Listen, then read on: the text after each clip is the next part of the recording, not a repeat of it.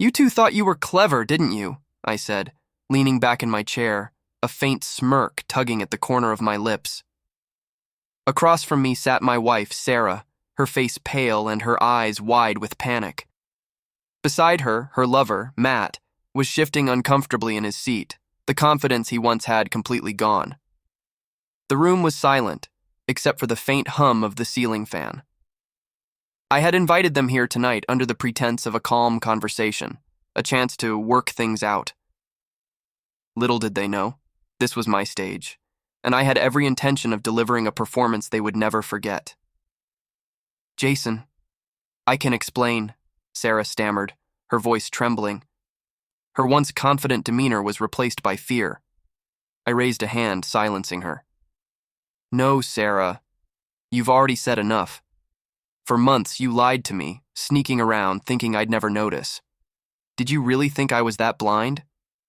Matt, who had been quiet until now, finally spoke up.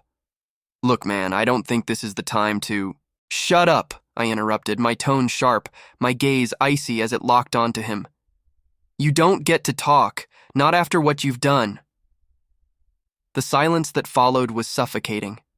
I could feel the weight of their guilt pressing down on them, and I relished every second of it. They thought I was here to beg, to plead, to win Sarah back. But they had no idea what I had planned.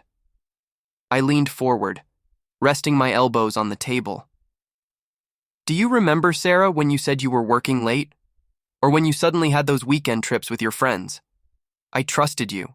I believed you. And all this time you were laughing behind my back with him. I jabbed a finger toward Matt, who flinched slightly but didn't dare meet my eyes. Jason, please, it wasn't like that, Sarah said, tears streaming down her face now. It just happened. It just happened, I repeated mockingly, letting out a bitter laugh. Let me tell you something, Sarah. Betrayal doesn't just happen. It's a choice. And you made that choice every single time you looked him in the eye and thought you could keep it a secret. I reached into my pocket and pulled out a small USB drive, tossing it onto the table. Everything you've done, every lie, every secret meeting, it's all on there. I made sure to document everything. Their faces turned pale as they stared at the drive, the weight of their actions crashing down on them. Jason, Matt finally spoke, his voice shaky. This doesn't have to go any further. We can settle this. I slammed my hand on the table, cutting him off. Settle this? You think this is about settling things? No, Matt. This is about making sure you two understand what it feels like to be humiliated, to have your trust shattered. I stood up, my chair scraping against the floor. You thought I didn't know. You thought you were clever. But the truth is, I've been 3 steps ahead of you this entire time. I turned toward the door, pausing for a moment to look back at them. Enjoy your evening. The rest of the world will know the truth soon enough. With that, I walked out, leaving them to sit in the wreckage of their lies. This wasn't the end. It was only the beginning. I had more planned, and by the time I was done, they would regret every choice they had ever made. The calm before the storm started months ago. I remember the first crack in Sarah's perfect facade, though it was subtle enough that I almost missed it. She had always been organized, careful, but that night, she slipped. I had come home early from work, a rare occasion, to surprise her. The house was unusually quiet, but her phone, lying on the kitchen counter, buzzed with a message. I'm not the type to snoop, but the name on the screen caught my eye. Matt. The message was simple. Can't wait to see you tomorrow. Same time? I stared at it, frozen, my mind racing. Who was Matt, and why couldn't he wait to see her? That night, I said nothing. Sarah came home an hour later, her cheeks flushed and a slightly nervous smile on her face. Sorry, I got caught up with the girls, she said casually, placing her purse on the counter. I nodded, playing along, but inside, I knew something was wrong. Over the next few weeks, I started paying closer attention. Late-night texts, sudden work trips, her laughter at messages she never shared. She thought she was being clever, but every action was like a breadcrumb, leading me to the truth. One Friday night, I decided to follow her. She had told me she was meeting her friends for dinner. As she got into her car, I waited a few minutes before starting my own. I kept a safe distance, my heart pounding in my chest. Where would she go? What would I find? She didn't go to a restaurant. She didn't even head toward town. Instead, she drove to a quiet part of the city, parking outside a small, dimly lit cafe. My suspicions deepened when a man I'd never seen before walked up to her car, tall with a smug grin and confident stride. It was him, Matthew. She stepped out and they hugged, lingering longer than any friends would. My grip tightened on the steering wheel as I watched them walk inside, laughing as if they had nothing to hide. My stomach churned, but I forced myself to stay calm. This wasn't the time to confront them. Not yet. Instead, I waited, watching them through the cafe window as they sat close, their heads bent together, sharing private jokes. I took photos with my phone, every click feeling like a dagger to my chest. It wasn't enough to see them together. I needed proof. Over the next few weeks, I became a man on a mission. I installed a small GPS tracker on Sarah's car, monitored her movements, and even planted a discreet recording device in her purse. Each day brought more damning evidence: hotel receipts, intimate messages, even phone calls where they whispered promises to each other. It was as if they were daring me to find out. But I didn't lash out. I didn't confront her. Instead, I waited, my anger simmering beneath the surface. Every lie she told, every fake smile she gave me, only fueled my resolve. I wasn't going to be the fool they laughed at. If they thought they were smart, I'd show them what true cleverness looked like. The final piece fell into place one evening when I overheard a phone call Sarah thought I wasn't around to hear. "Don't worry," she said softly. "Jason doesn't suspect anything. He's so busy with work he barely notices." I clenched my fists, but I didn't react. Instead, I smiled to myself. "You're wrong, Sarah. I notice everything." I began setting the stage for my revenge. It started with small things like asking her about her day just to see how easily she lied. I played the role of the oblivious husband perfectly, all the while documenting every move she made. My patience was my greatest weapon, and I intended to use it. By the time I was ready to confront them, I had everything I needed. Texts, photos, videos. It was a collection of their betrayal that they couldn't deny. But I didn't want to simply show them what I knew. I wanted them to feel the weight of their actions, to understand the depth of their betrayal. And for that, I needed the perfect moment. The day I had waited for finally arrived. Sarah had told me she was going out for another work dinner, but I knew the truth. I watched as she left, her purse in hand, her face calm, unaware that her world was about to come crashing down. Little did she know, I'd arranged for a surprise reunion, one she and Matt would never forget. The plan was simple but devastating. I had spent weeks preparing every detail, every moment. It wasn't enough to expose them. I wanted them to feel the full weight of their betrayal in a way they'd never forget. Tonight, all the pieces would fall into place. Sarah left the house, her usual excuses rolling off her tongue like clockwork. "Don't wait up," she said with a sweet smile, kissing me on the cheek before heading out the door. Little did she know, this was the last lie she'd ever tell me without consequences. I followed her, careful to keep my distance. The GPS tracker I had planted on her car made it easy. She drove to the same small motel where they had been meeting for weeks. My jaw tightened as I parked a few blocks away, watching her step out of the car and walk inside without hesitation. My anger boiled, but I stayed calm. I wasn't here to lose control. I was here to take control. Inside the motel, I had already made arrangements. The front desk clerk, an old friend of mine, owed me a favor. He gave me the room number without hesitation. Room 207. I walked through the dimly lit hallway, my footsteps echoing softly, my heart pounding with anticipation. As I approached the door, I could hear muffled laughter from inside. It made my stomach churn, but I didn't let it show. Instead, I took out my phone and started recording. This wasn't just about catching them in the act. It was about making sure they couldn't squirm their way out of it. I knocked on the door, 3 sharp raps that cut through their laughter like a knife. The room fell silent. For a moment, I could feel their panic on the other side of the door. Then, slowly, the door creaked open. Matt stood there, his shirt unbuttoned, his face turning pale the moment he saw me. "Jason," he stammered, trying to block the doorway. "What are you doing here?"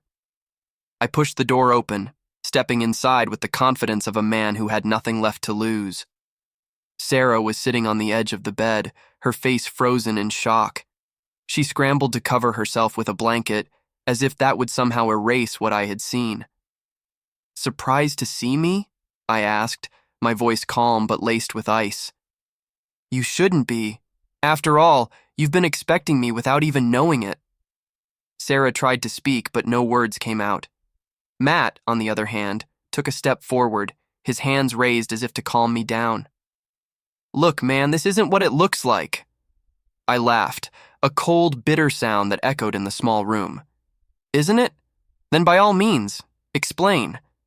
I'd love to hear how this isn't exactly what it looks like." Neither of them could say anything. I reached into my pocket and pulled out the USB drive, holding it up between my fingers. "This," I said, my voice steady, "contains every lie, every meeting, every moment you thought you were getting away with. Texts, photos, videos, you name it." Sarah's eyes widened, her hand flying to her mouth. "Jason, please," she whispered, tears streaming down her face. "I can explain." "No," I interrupted sharply. "You had plenty of chances to explain, Sarah. Every time I asked you what was wrong, every time I gave you the benefit of the doubt, you lied to my face. So don't stand there and beg me for forgiveness now." I turned to Matt, who looked like he wanted to crawl into a hole. "And you," I said, stepping closer to him. "You thought you could walk into my life, take what's mine, and get away with it. Did you really think I wouldn't find out?" He opened his mouth, but I raised a hand to stop him. "Save it. You're not worth my time." But this wasn't the end. I wasn't going to let them off with just a scolding. No, I had planned something far more humiliating. I pulled out my phone and sent a text. Within moments, there was another knock at the door. Sarah's parents walked in, their faces a mix of confusion and horror as they took in the scene. I had invited them, knowing this would hit Sarah where it hurt the most. Her mother's voice trembled as she said, "Sarah, what is going on?" Sarah broke down, sobbing uncontrollably, while Matt tried to excuse himself. "I think I should go," he muttered, heading for the door. "You're not going anywhere," I said firmly, blocking his path.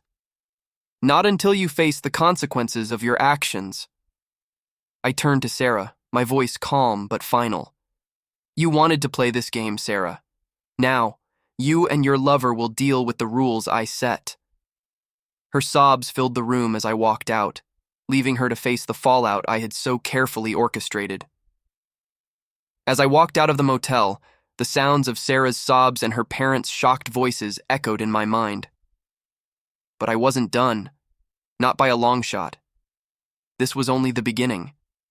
They thought I'd made my move, but the real punishment was still to come. It wasn't enough for them to feel humiliated. They needed to understand the gravity of what they had done. That night, I went home alone. The house felt colder, emptier than it ever had before. I sat in the living room, a drink in my hand, and thought about the years I had wasted with Sarah. The love I had poured into our marriage, the trust I had given her so freely. It was all gone now. And yet I didn't feel defeated. I felt sharp, focused. For the first time in months, I knew exactly what I needed to do. I opened my laptop and began compiling everything I had on them, the texts, the photos, the videos, and even the receipts I had collected from their meetings. It wasn't just evidence. It was a story, one that would expose their betrayal for all to see. My plan wasn't to hurt them physically. It was to dismantle the lives they had built on lies. The next morning, Sarah came home. Her face was red and swollen from crying, and she looked like she hadn't slept. "Jason," she began, her voice trembling, "please, can we talk?"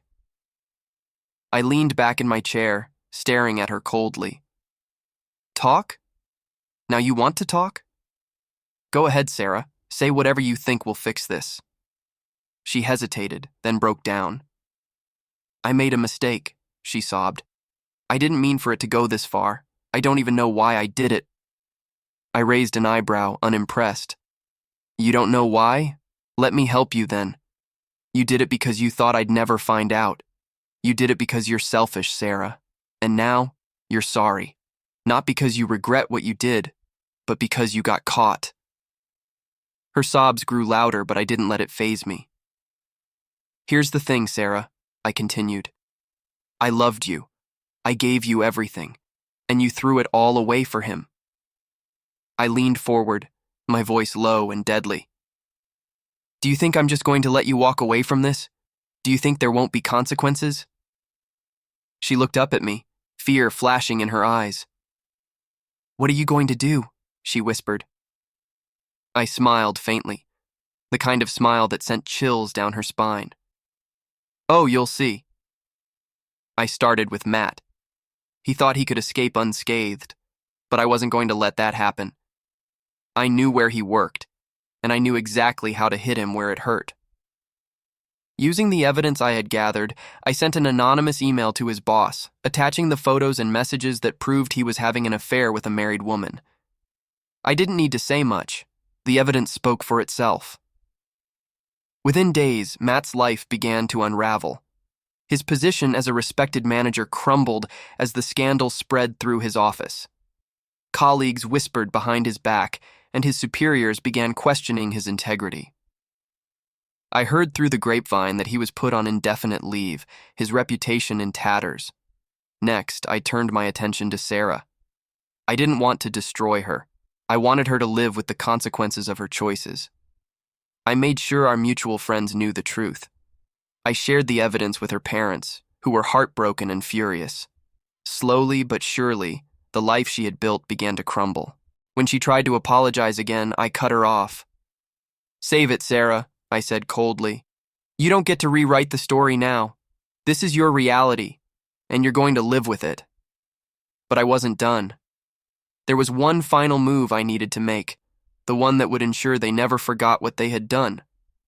I filed for divorce, citing infidelity and attaching the evidence to the case.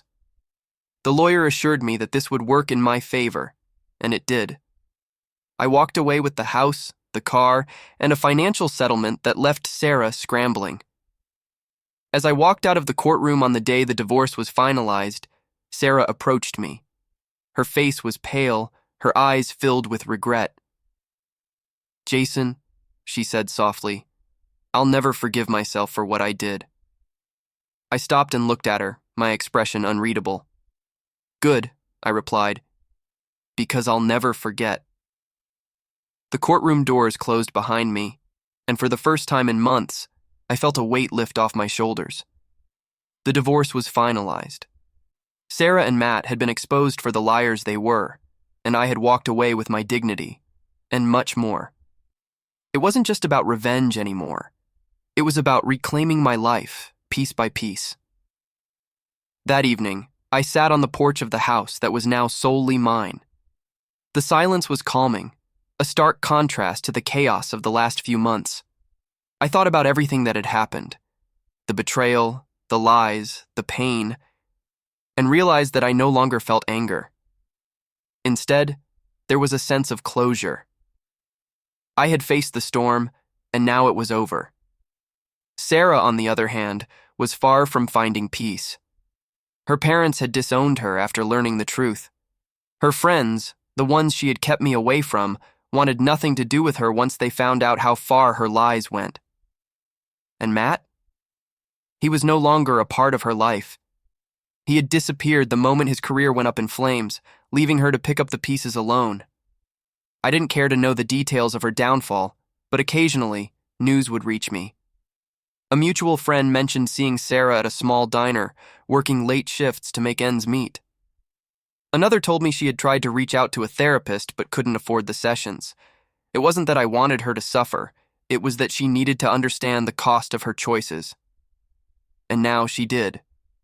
Matt, on the other hand, had completely vanished.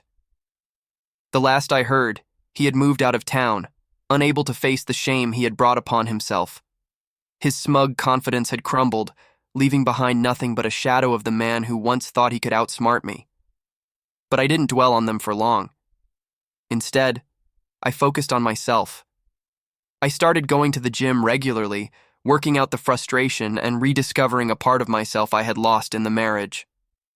I reconnected with old friends, people I hadn't seen in years because I had been too busy trying to please Sarah. They welcomed me back with open arms, reminding me that life didn't end with betrayal, it began anew. One evening, during a casual dinner with an old college friend, I found myself laughing harder than I had in years. It felt strange at first, but then it felt good. The bitterness that had consumed me was gone, replaced by something lighter. Hope. Months passed, and I built a new routine. Work was no longer a distraction. It was a passion again. I started volunteering at a local shelter on weekends, helping people who were going through their own struggles. It gave me perspective, reminding me that while betrayal could break you, it didn't have to define you. I even started dating again, cautiously at first. It wasn't about replacing Sarah or filling the void she left behind. It was about discovering what I truly deserved. I met people who appreciated me for who I was, not for what I could provide. Slowly, I began to believe in love again, not as a risk, but as a reward. One evening, as I was leaving the gym, my phone buzzed with a message from an unknown number. I hesitated before opening it, my breath catching in my throat as I read the words. I hope one day you can forgive me. Sarah. I stared at the message for a long moment before deleting it without replying. Forgiveness wasn't something she had earned, not yet, and maybe not ever. But I knew one thing for certain. I had forgiven myself. And that was all I needed. Months turned into a year, and life moved forward like the steady rhythm of a clock. I had left the chaos of Sarah and Matt's betrayal far behind me. The scars they left were still there, faint but visible, like a reminder of the storm I had weathered. But they no longer defined me. Instead, they became a testament to my strength. One evening, I sat on my back porch, the soft glow of the sunset painting the sky in hues of orange and purple. A cup of coffee warmed my hands as I reflected on how far I had come. The house was no longer a place of memories tied to betrayal. It was mine now, a sanctuary of peace and growth. I thought about Sarah and Matt less and less as time went on. They had been nothing more than a harsh lesson, a chapter in my life that I had closed for good. I heard through mutual acquaintances that Sarah had moved out of town, taking a small apartment in a neighboring city where she was trying to start over. As for Matt, he was little more than a ghost from the past, his name rarely mentioned by anyone. Their fall from grace didn't bring me joy or satisfaction anymore. Revenge, as powerful and necessary as it had felt in the moment, had given way to something far greater: freedom. I had built a life I was proud of, one that was no longer about proving a point to anyone. My work flourished as I poured my energy into new projects. I traveled to places I had always wanted to see, soaking in experiences I once thought I didn't have time for. And perhaps most importantly, I found myself again, the version of me that wasn't consumed by someone else's lies or expectations. Love, too, found its way back into my life. It wasn't something I sought out deliberately, but rather something that happened naturally, in its own time. Her name was Lisa, and she was nothing like Sarah. She was warm, honest, and unapologetically herself. With her, I learned to trust again, not blindly, but with a quiet confidence born from the lessons of my past. One night, as we sat together watching an old movie, Lisa turned to me and asked, "Do you ever think about her? About what happened?" I paused for a moment, considering her question. "Not really," I admitted. "What she did hurt, but it doesn't define me anymore. I've moved on. The life I have now, it's better than anything I ever had with her." Lisa smiled, squeezing my hand. "I'm glad," she said simply. and I realized I was glad too. Glad that I had faced the betrayal head on, glad that I hadn't let it destroy me, and glad that I had learned to rebuild stronger than before. Betrayal has a way of breaking you, but it also has a way of showing you who you truly are. Sarah and Matt thought they were clever, thought they could pull the wool over my eyes and get away with it. But they underestimated me. They didn't just lose my trust, they lost everything. In the end, the best revenge wasn't destroying their lives, it was reclaiming my own. I didn't just survive their betrayal, I thrived because of it. And now, as I look forward to the future, I know one thing for sure. I'll never let anyone take my peace away again.